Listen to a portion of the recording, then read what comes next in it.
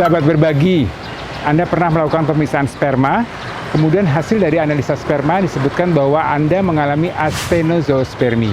Apa itu astenozoospermi? Untuk tahu lebih lanjut, klik channel YouTube saya, Dr. Boy Abidin. Astenozoospermi artinya adalah sperma kurang lincah untuk bergerak. Jadi diperlukan 3 hal untuk menentukan kualitas sperma dan kuantitas sperma. Pertama adalah jumlahnya, ini berkaitan dengan kuantitas. Kemudian ada gerakan dari sperma. Kemudian yang berikutnya adalah bentuk dari sperma. Jadi diharapkan sperma yang normal atau normospermi itu jumlah, bentuk maupun gerakannya baik.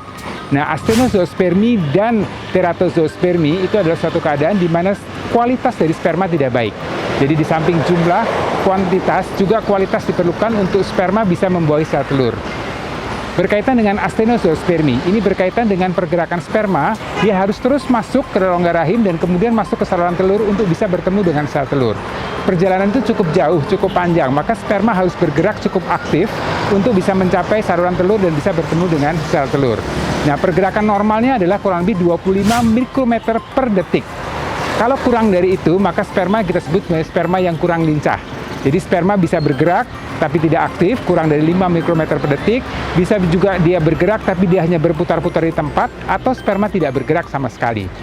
Jadi kalau disebut dengan astenozoospermi adalah kualitas sperma yang kurang lincah. Jadi sperma tersebut tidak optimal untuk bisa membuahi sel telur. Jadi kalau kita bicara masalah kualitas, kita juga bicara masalah kuantitas. Untuk kualitas ini bisa dipengaruhi oleh beberapa hal. Nah, bagaimana kita bisa mengoptimalkan sperma dari segi kualitas? Penyebab dari menurunnya kualitas sperma, yaitu astenospermi dan teratozoospermi, itu disebabkan lebih karena gaya hidup yang tidak sehat. Apa itu gaya hidup yang tidak sehat? Salah satunya adalah merokok, kurang gerak, dan kurang makan makanan yang bergizi. Nah, jadi bagaimana cara untuk mengatasi agar kualitas sperma itu menjadi lebih baik? Salah satunya adalah stop rokok. Kembali ke pola hidup sehat, olahraga teratur, aktif untuk bergerak, hindari stres, makanan dengan makanan yang sehat dan bergizi, atau boleh juga diganti dengan suplementasi. Menggunakan pakaian dalam yang tidak terlalu ketat, sehingga suhu dari buah sakar itu tidak menjadi panas. Karena suhu yang panas ini akan menurunkan kualitas dari sperma. Dan sekali lagi, kalau memang kualitas sperma disebabkan oleh perubahan suhu, bisa juga disebabkan oleh karena adanya varikokel, pelebaran pembuluh darah di daerah buah sakar. Ini berkaitan dengan aktivitas duduk yang terlalu lama, menyebabkan pembuluh darah di daerah buah sakar melebar dan kemudian suhu buah sakar menjadi panas dan kualitas sperma menjadi menurun. Kalau memang terjadi varikokel, ada kalanya kita perlu melakukan tindakan operasi. Ini dikerjakan oleh bagian urologi.